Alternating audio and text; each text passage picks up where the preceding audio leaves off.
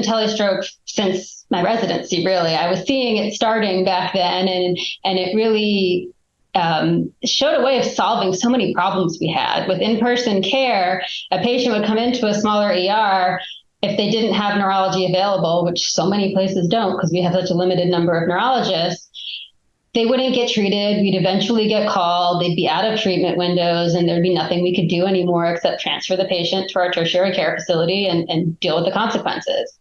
So as we started to watch telestroke evolve here, you got to be there on that front end. You got to keep that from happening, basically, by having the neurologist in those smaller facilities where they need to be up front. And it's been very interesting to see how so many smaller hospitals are like, oh, we don't get stroke patients. We don't need to do that. It's not going to impact us. And then they take on telestroke services, and all of a sudden we're treating how many patients a year? All these patients they didn't think they had because they just weren't being recognized as strokes in an early enough time frame to treat really are there. So that I feel like that's where telestroke started, and now it's turning into, it's not just about the small hospitals in our rural places.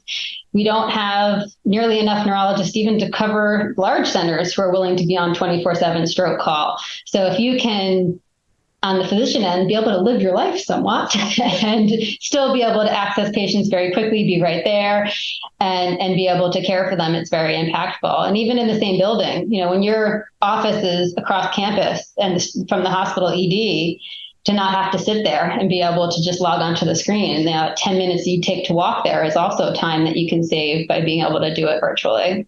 It's kind of been this discussion I've heard, never any great evidence, but that there was, although I guess we do have some evidence in thrombectomy recently, that there are differences in how men and women are treated in terms of their acute stroke care treatment.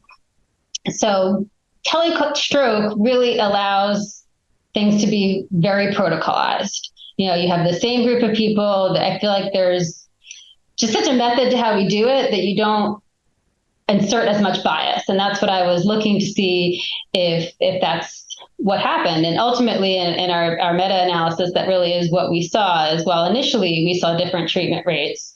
We did see that more women had subjective reasons for not being treated, like not declining treatment or not being, I don't want to say bad enough, but having rapid improvement or very mild symptoms, and then making the choice not to get treated in that scenario.